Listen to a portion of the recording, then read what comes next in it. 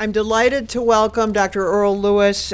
He's the founding director of the U of M Center for Social Solutions,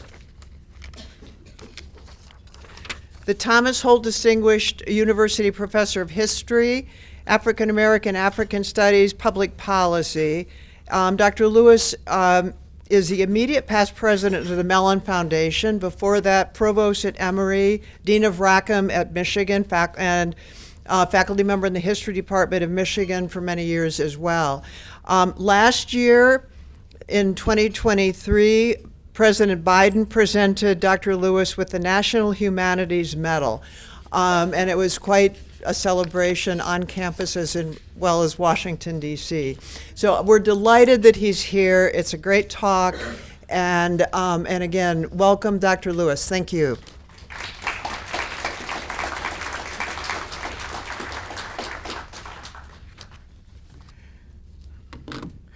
Let me start to say that I will update the slide and make sure I have the right name of the association on the screen the next time. And so I look and everything is a work in progress.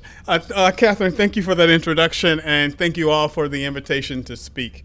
For the last several years, I've been working on a series of interrelated projects. One set of projects has to do with the whole question of repair in the United States. But for the better part of 15 years, I've been also thinking about grace and how we actually find grace in all aspects of our life. And so today I actually want to bring together this conversation about grace and repair. And so I've entitled this Approaching the Grace of Repair.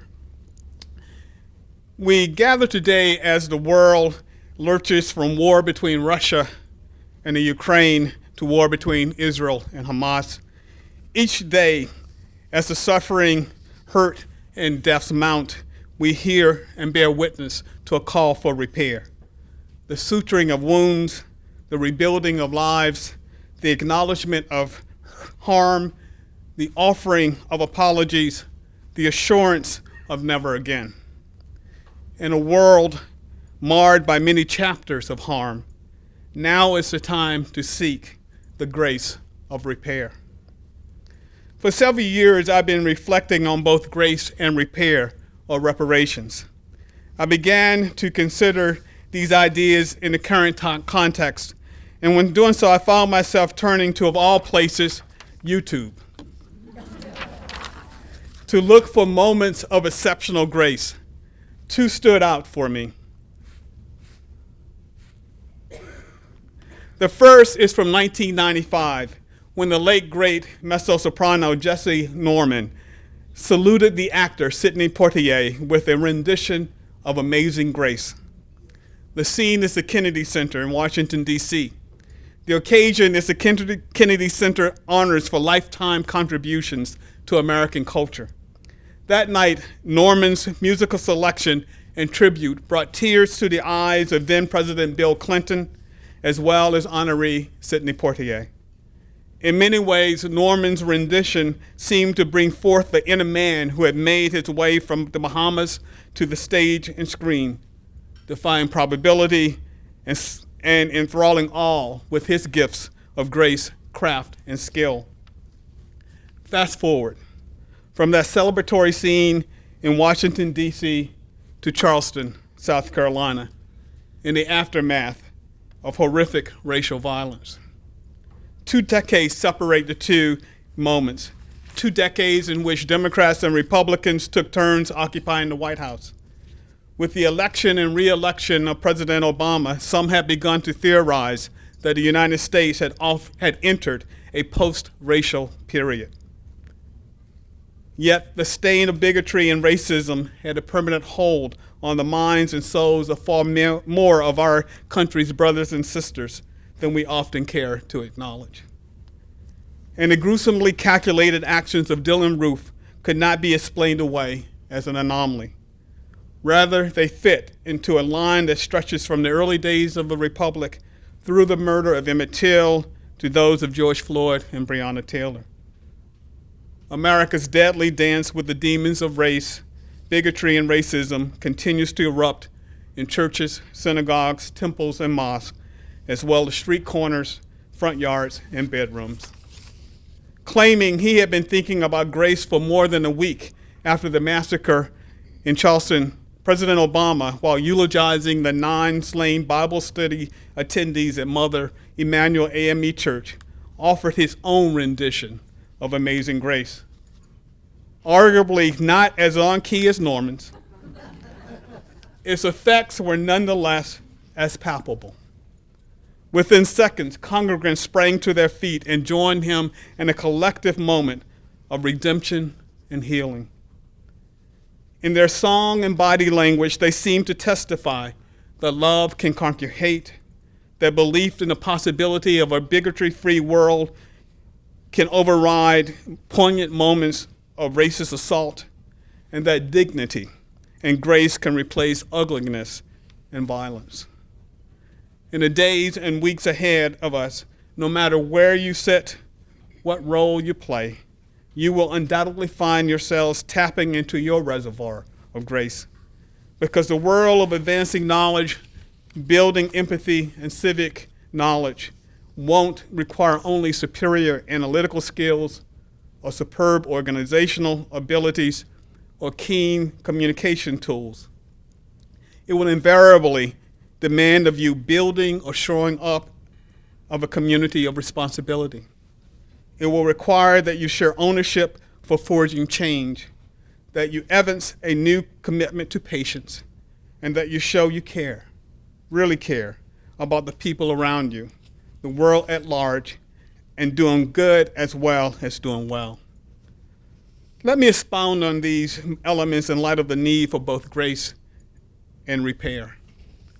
In Christian theology, grace is defined as an undeserved favor.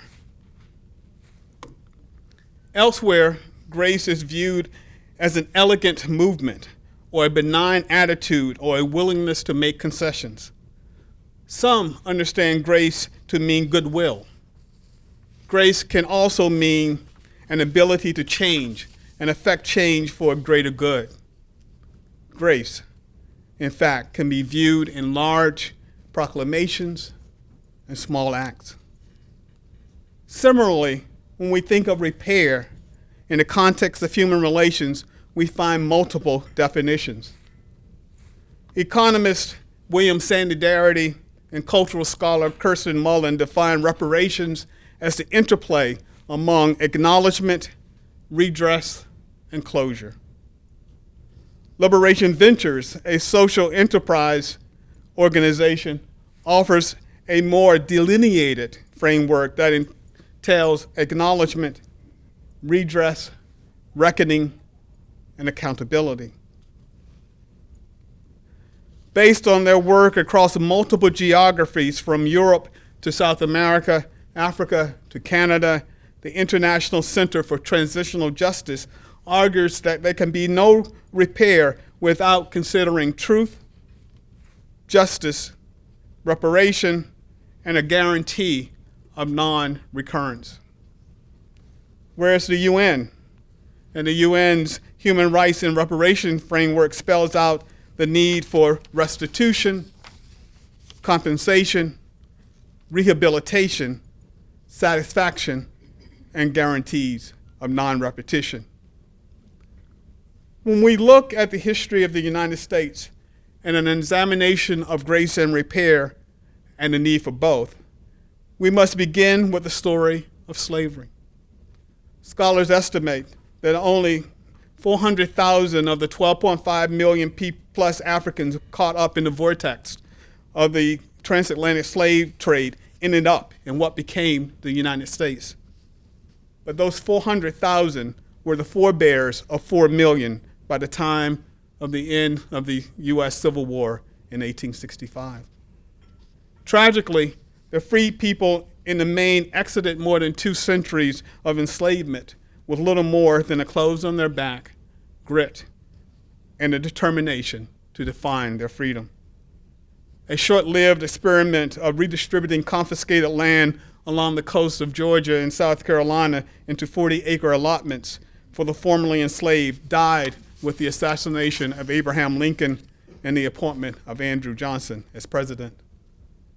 Despite valiant calls, no 40 acres, mules, or even seeds eased the transition into an agricultural wage economy.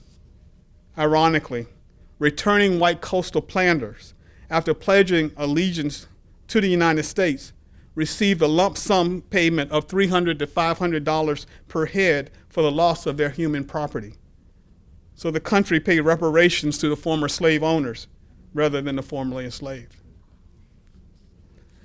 I wonder, do we have the grace needed to acknowledge this history rather than run from it?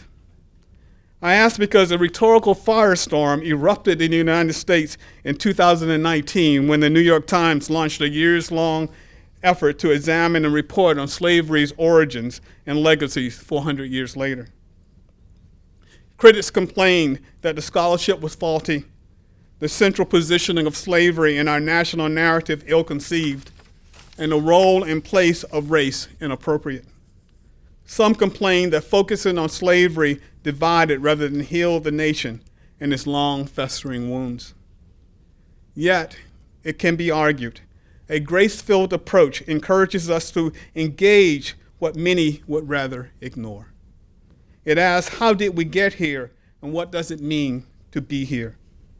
It acknowledges that the Caribbean, much of North and South America, Europe, and Africa have intertwined histories that link the containment or removal of Native peoples and the enslavement of Africans with progress and modernity.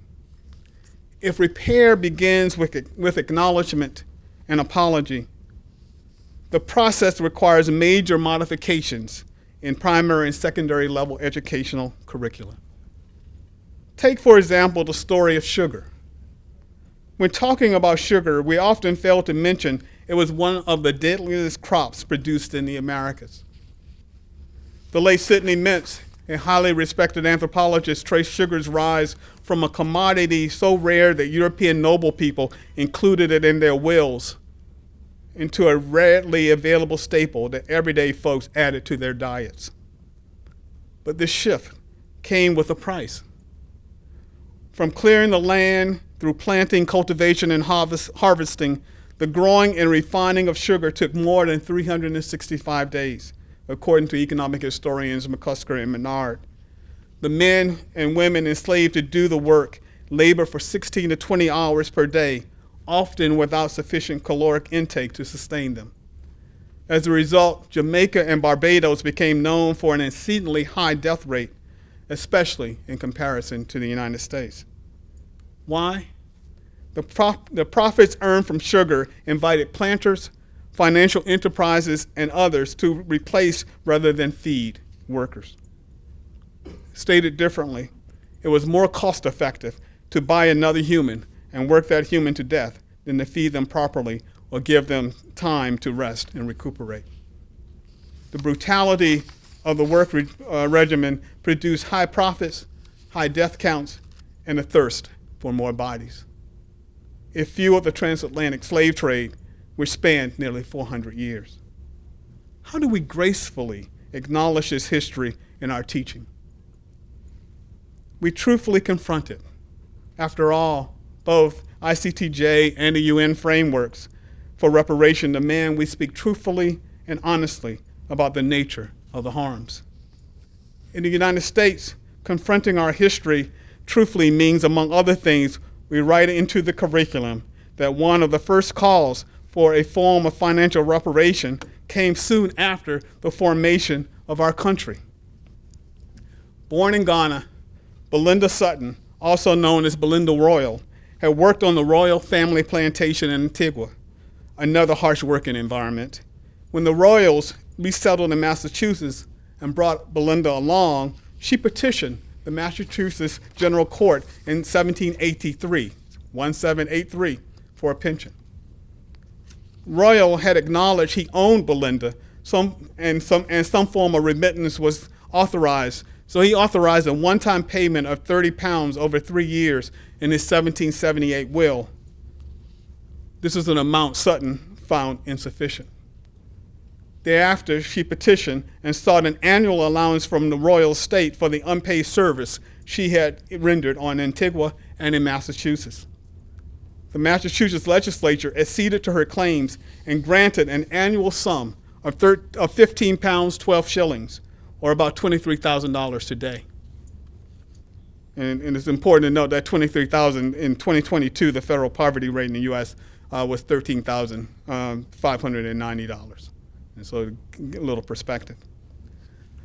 Of course, the estate did not fulfill its obligations, and Sutton was forced to petition the legislature several more times on behalf of herself and an invalid daughter. The last such petition came in 1793, a decade after the first. Between 1793 and 1799, Sutton died, because by 1799, the royal estate approached the courts to clear the title for Isaac Royal's heirs to inherit all remaining assets, since all known former servants had died. Now, the Sutton case reminds us that the people of African descent sought some form of compensation for their unpaid labor even in the earliest days of our new republic. It tells us an additional story about reparations as well. Individuals knew their worth and were willing to use the instruments of the state to get their due. A graceful approach would result in Belinda Sutton appearing among the pantheon of heroes and heroines who shaped the new nation. Other African Americans used alternative channels to pursue just repair. Ona Judge, a contemporary of Sutton, once owned by George and Martha Washington, stole herself to freedom. Running away was a prelude to repair because most slaveholders had little interest in freedom for the men, women, and children they held in bondage. In fact, after the War of Independence and the expansion of slavery southward and westward in the first 2 decades of the 19th century, grace and repair escaped the vast majority of the enslaved. The Washingtons, for example, viewed Judge's actions as theft of their property, and they pursued her for years. Yet despite many struggles, she never returned to enslavement. Whether we highlight the Sutton story or the Judge example, we are forced to confront the historical truth, so often unaccountably hidden, that men, women, and children sought freedom and sought to define their worth.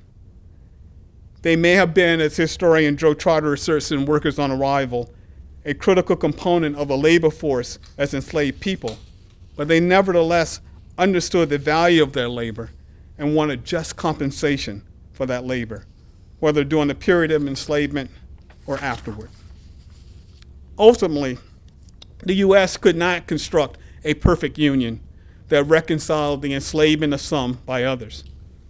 Even attempts to define slavery as not just a necessary evil, but rather a positive good, failed to eliminate the contradiction that tried to reconcile slavery and freedom. Slavery, which had been abolished in all northern U.S. states by the 1830s, was decried as anathema to a country that prided itself on democratic beliefs and values. Yet, we know this is only part of the picture. While much of Southern wealth was linked to human property, Northern banks, merchants, and traders also supported the political economy of slavery through the monies, goods, and merchandise they put in circulation. And most notably, Northern textile plants depended on the cotton produced on Southern plantations. A symbiosis seemingly negated the rhetorical gestures until the Confederacy was birthed, when Southerners seceded from the Union rather than give up their right to own others. That birth forced battle lines to be drawn and brought on war. At its conclusion, the practice of slavery ended, but the subordination of the formerly enslaved did not. Slavery, of course, did end, but its legacy, in fact, lingers. In the United States, the slave trade was abandoned by 1808. The practice of slavery ended in 1865, yet the stain of racism and the belief in race, which permeated all sectors of society, continued to be there well into the present day. Now, and this is interesting, because today we know with the unraveling of the human genome that all humans share 99.9% of the same DNA.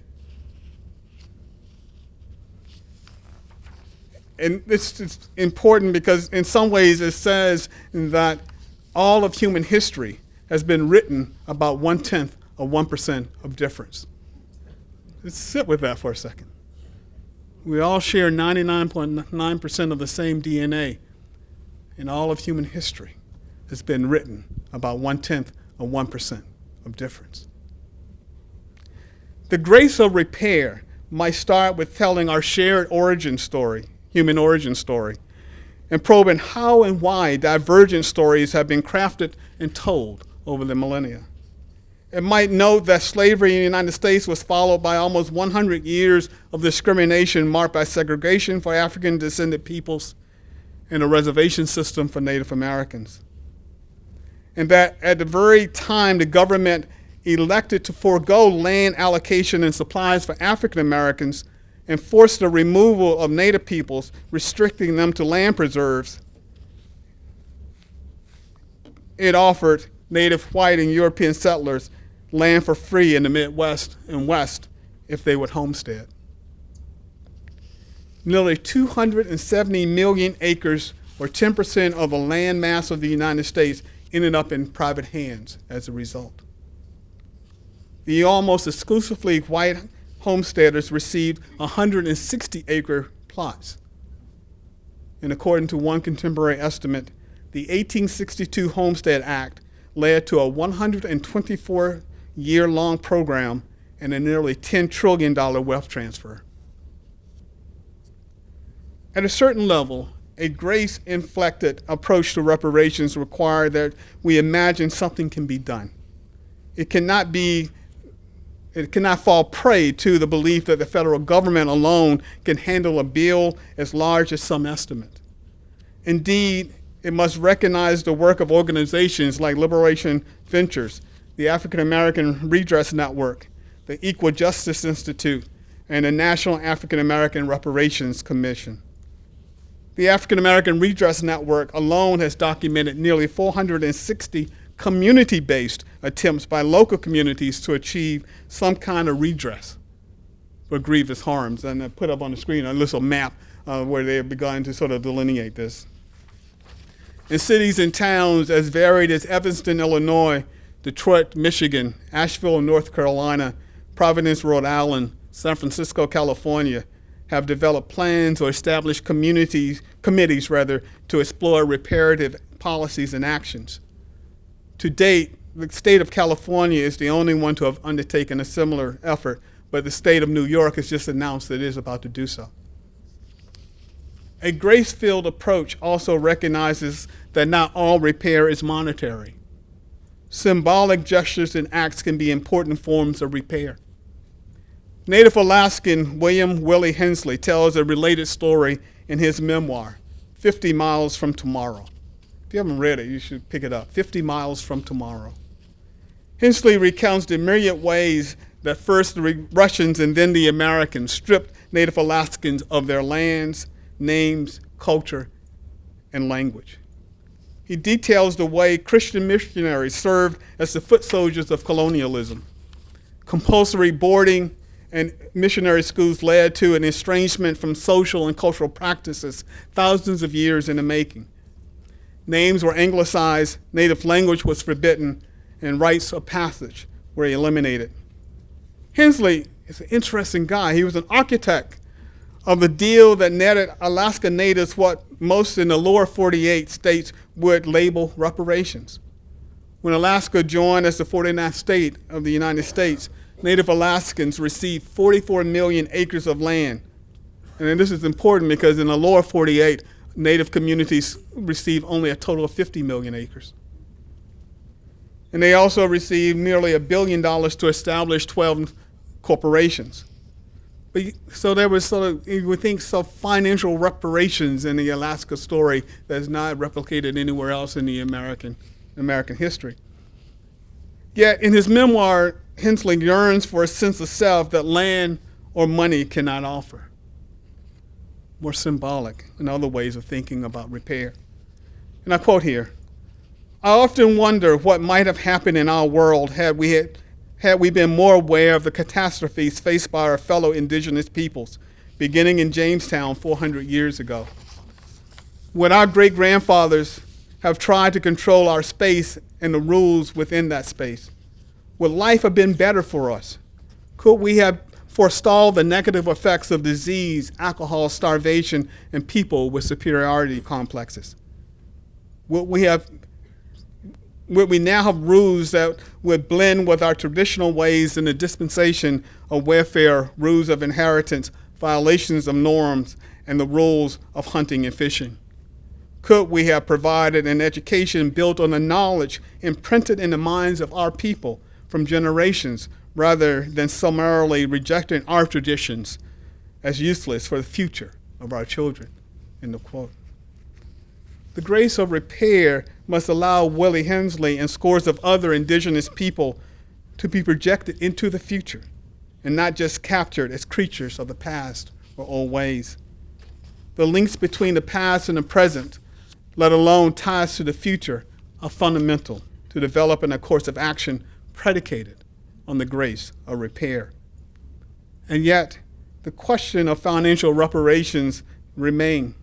Poll data in the United States repeatedly show that Black Americans favor some form of reparations for the unpaid debt of slavery and the added debt of Jim Crow and segregation. A 2022 Pew Research poll showed that 77% of Black Americans believe reparations were due the descendants of enslaved people, whereas only 18% of white Americans agreed. A majority of Latinos and Asians also thought no reparations were warranted. Of the 30% of Americans who felt reparations were due, 3/4 felt the federal government should pay. Now, some argue that no one today is responsible for slavery or for the attempted genocide of Native Americans. And I would say yes and no. Today's representatives of yesterday's institutions have some responsibility to acknowledge and redress failures of the past. But we don't have to go all the way back to the 19th century. The 20th century has cases that warrant some form of reparative justice. Let me just offer two examples. In 1921, the section of Tulsa, Oklahoma known as Black Wall Street burned to the ground after a deadly attack by whites following the alleged sexual assault of a young white elevator operator by a Black delivery man. The accused, Dick Rawlin, was housed in the local jail.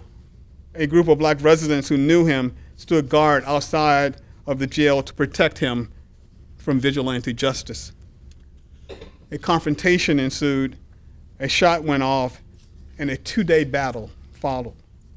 What became known as the Tulsa Massacre killed hundreds of residents, I'm quoting here, burned more than 1,250 homes, and erased years of Black success, insisted a 2021 article in the New York Times.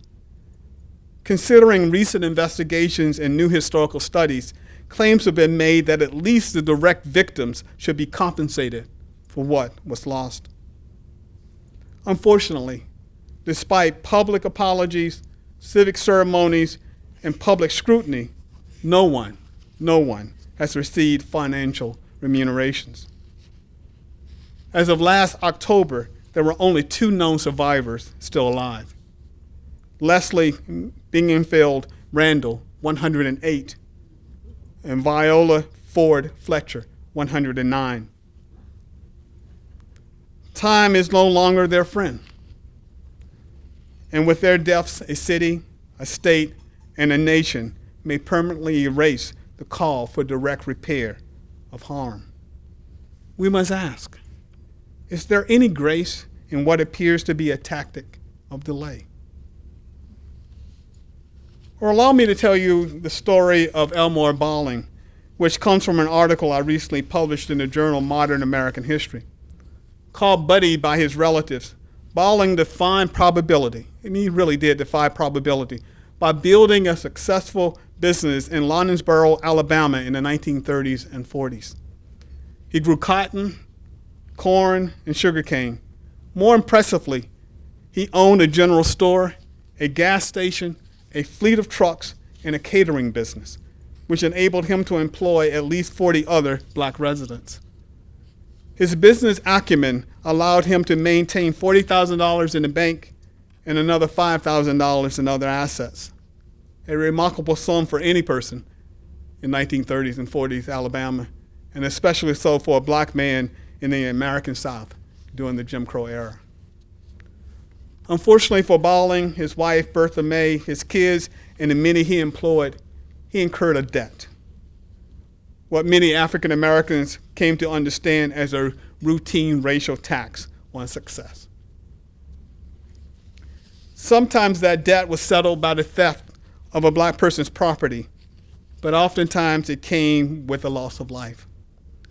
On December the 4th, 1947, yards away from his businesses, Balling was ambushed by a group of white men who shot him 7 times, 6 times with a revolver and the 7th time with a shotgun to the back. The fact that the assailants took no precaution to hide their identities underscored the ubiquitous nature of such practices. In a recent recounting of this incident, the New York Times observed that the penalty paid for success did not end with Balling's murder. Now, quote, "When Balling was killed, his family estimates he had about $500,000 in today's dollars, but within months, all of it was gone. White creditors and people posing as creditors took money the family got from the sale of their trucks and cattle. They even staked claim on what was left of the family's savings. Almost overnight, the Ballings went from prosperity to poverty." End of quote. Eventually, Balling's family fled north, but they never recovered financially. Elmer Balling's descendants never received any form of reparations. Only one of the 7 children managed a college education after fleeing Alabama, and only 6 of the 25 grandchildren managed the same.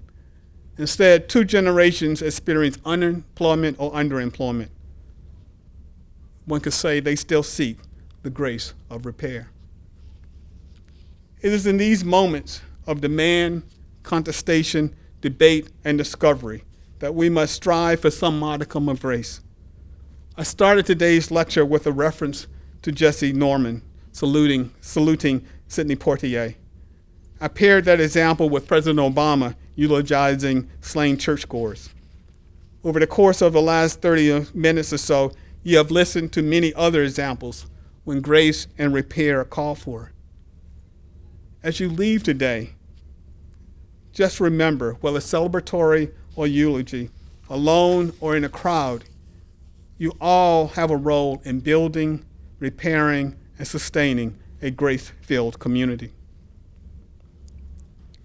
It is why in good times and in bad, many of us find ourselves turning to the old standby, Amazing Grace, written in 1772 by the poet and clergyman John Newton. Newton made several career shifts in life. Before joining the church, he spent time at sea. Eventually, he made a living ferrying human cargo from the shores of Africa to the ports of the Americas. He ultimately abandoned that world to join the Anglican Church, and in 1779 published the words that have gained meaning and weight with each successive generation. So I leave you today with those words, born of a different era, challenged by a different code of ethics, framed by a world of cruel encounter and confrontation. Amazing grace. How sweet the sound that saved a wretch like me. I once was lost, but now am found, was blind, but now I see. See your way to building communities that are responsible, forward-looking, experimental, inclusive, will all learn and teach. In the world of conflict, become architects of grace-filled communities. Foremost, become students of the cause for reparation. Understand their histories, sociologies, logics, and frameworks. Once you have, no matter what position you assume, Commit yourself to the grace of repair. The world we occupy needs more grace. Many, many yearn for repair. Thank you. And let's have a conversation.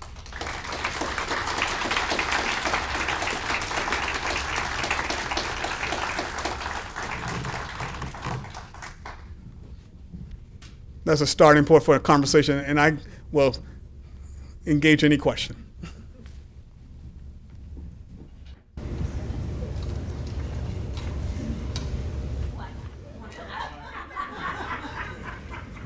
Why not? So how is the university campus handling what you're talking about? That's a big question. And since you know the university campus, there's no one answer to that question.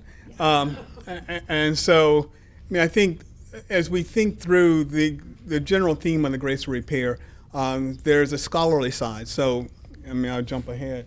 My center, in partnership with WQED out of Pittsburgh, Mr. Rogers Studio, just aired on National Public Broadcasting, on PBS, this documentary called The Cost of Inheritance. And it aired originally on the 8th of January, re-aired on the 15th of January. And so we have been working then with 9 other colleges and universities across the country to frame a conversation about grace and repair and reparations. And so that's one way the university is dealing with it. A second way, of course, the university deals with it is through instruction. And so there are several courses right now in dealing with themes about reparation that are occurring on campus. Third way, we're partnering with local municipalities. And so there's a group of scholars who are working with the City of Detroit and its task force on reparations and providing background research to answer questions about harm in the City of Detroit, as well as in Washtenaw County. And so and there's a separate task force in Washtenaw County. And so that's another way we're dealing with it. Then you go down from that level down to the debates right now over war in Ukraine and Russia, and there's that, the battles between the State of Israel and Hamas, and what it means for all of the non-combatant Palestinians who are caught in the middle. And so there's a conversation there and programs. And so the way I look at it, and then there's also another project called the Inclusive History Project that the university has undertaken and I co-lead for the university. And so that's a multi-year project to look at the university's own history with an idea to what what reparative actions should we take once we've explored our own history more thoroughly. And so that started really in full this year. We had last year, the 22-23 academic year, we used it just to study and figure out what we wanted to do. And so that was the design year. This year, the 23-24 year, is the first year of actual research across campus. And when I said to Santa, President Ona, I said, look, this is at a minimum a 5-year project and most likely a 10-year project. I won't be here for the 10-year part, but I'll be here for the 5-year part. And so those are some examples of the ways in which the university itself, because as you know, the university is one person, it's 50,000 people, it's a 400,000 plus alums, and each of them embraces some piece of this in a different way. Like, gets a little flavor.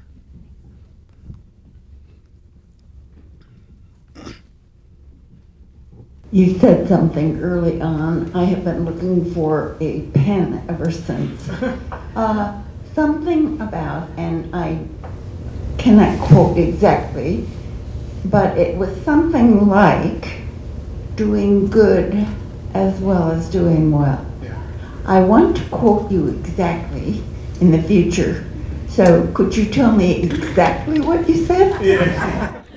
You got it. Actually, I think part of the challenge here is that we need to figure out how to do good as well as doing well. I mean, and you recalled it even without pen. And I think this is something that all institutions need to think about, and the communities that we are a part of. I mean, we can talk about how to do well, and sometimes when we think about how to do well, we're talking about the financial balance sheets and what that looks like, and the health and all of one aspect of the community. But then the question is about how do we do good? I mean, and how do we actually make a statement in the world? So going back, I'll give an example coming out of the Inclusive History Project. And so in 1817, when we made an agreement and signed, in some ways, even treaties with Native communities around the state of Michigan, what became the state of Michigan, we made a pledge that we would educate the children of those folks forever. Have we? Have we done good in that way? I mean, and so as we begin to sort of tease out what our commitment is, we can say that we are all been a part of one of the greatest experiments in human history, the creation of a major public research university that has graduated thousands, produced all kinds of new knowledge. And that's doing well. But then we ask ourselves, but have we always done good by the people that we have pledged that we would work on behalf of? And so part of the Inclusive History Project is we're shining a spotlight on ourselves. I mean, and the great thing, I've said this, I've been an academic for now 4 decades, and we love to study other people. We create whole careers and get presidential medals for studying other people. We don't always like to study ourselves. And so if we shine the spotlight on ourselves through the Inclusive History Project, what will we learn? And will we recognize ourselves? And so that good and well framework is sort of part in the background, at least for those of us working on that project. And I inserted it in today's talk as a way to remind us we can do one, but we need to do both. Thank you. Yeah. Just to follow up, how? I think they may be taping it, so I will. Just to follow up, how have we done educating the Native Americans? I wish I could answer that question for you at this moment with some kind of specificity. We actually have a project on the way to answer that. I don't know. I have my suspicions based on a little data, but I'm trying to be a good scholar and not jump to a conclusion based on incomplete data. And so, but as we know, we have recruitment offices in California. We've had recruitment offices on the East Coast. We have pathway programs in Detroit. We have a series of programs around the country to recruit and identify students. There is no evidence we found so far that we have replicated those programs in Native communities around the state of Michigan.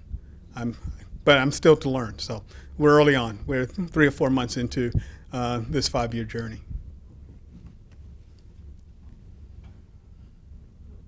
There's a question all the way in the back.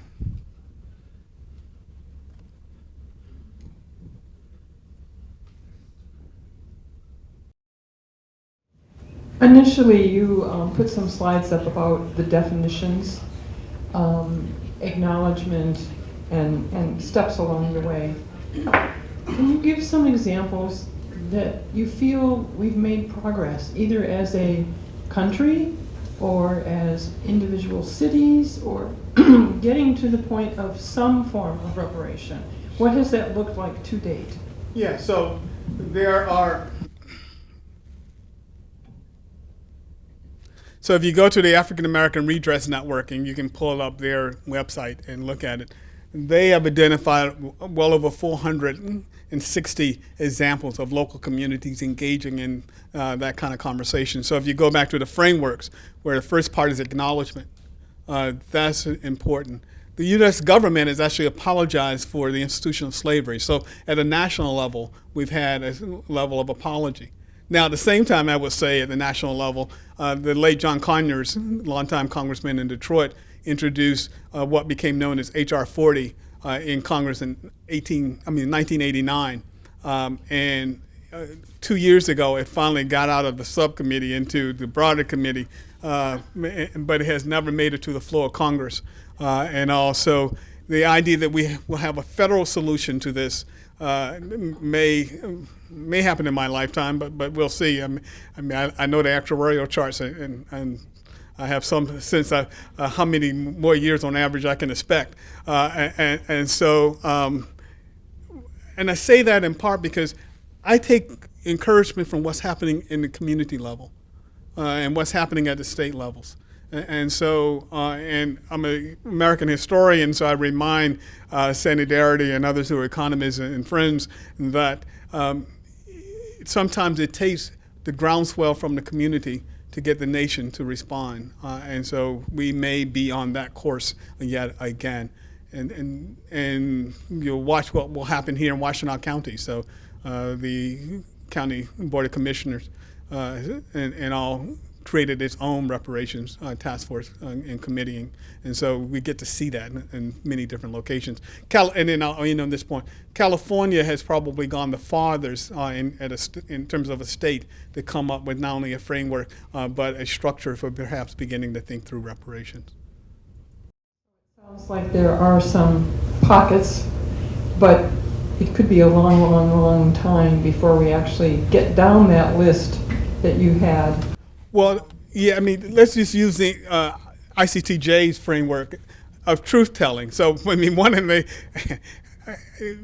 of my greatest worries in this moment in American life is our fear of telling the truth. And so when we have jurisdictions deciding to take history books off of the shelf or curricula out, then I worry that we may try to skip over that truth part and jump to justice. But how do you get to justice without actually dealing with truth? And so I see positive forces and I see counter forces. But we've all been around long enough to know that's some part of the democratic project that is called the U.S. It's never been completely linear.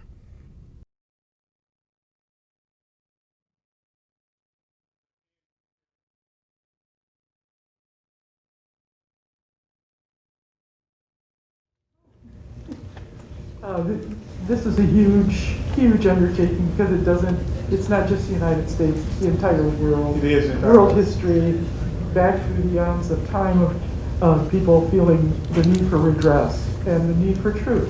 And now we have AI, which is going to really put a monkey wrench in a lot of things. But I don't want to be disappointed or held back from doing something. Sure. What can we reasonably expect to do in the short term? So, one, I think, for all of us is to become more fully educated. The national landscape is one, but as you know, the international landscape is something else. I gave a version of this talk a little longer with references to the UK in Edinburgh in November for the US-UK Fulbright Commission. And it was the 75th anniversary of the US-UK Fulbright Commission. And what was rewarding in that exchange is to realize that indeed this is a transatlantic conversation. This is not just a U.S. story. It's not just a story that's Europe and the U.S. I mean, it's a story that takes in all of the Americas, Europe, U.S., Africa. And what's oftentimes left out, and I know this as a historian, at the same time there was the transatlantic slave system, there was also the trans-Saharan slave system that took people into what we think of as the modern day Middle East and India. And so how we think about the world and how we think about and then the structure and conversation about repair means then that, one, you have to be informed. Two, you have to ask, are there things locally that you can do? And what roles can you play locally? I mean, something as simple as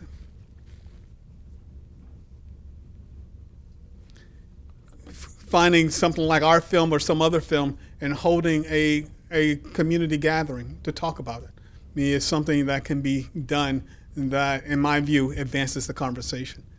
And I think we all have a role to play. And I can't emphasize this, a graceful role to play. So much of the world that we live in my view, is ugly.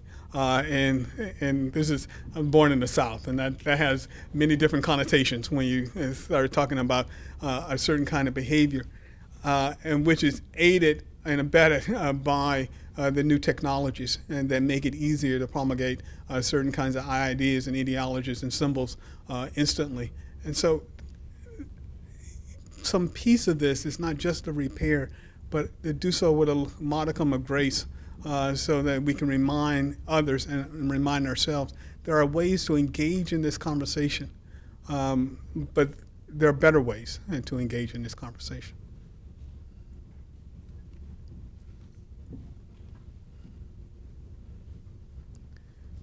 Any other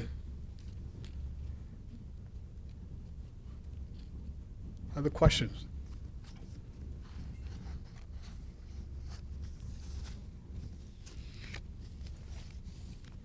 All right, thank you. Earl, thank you.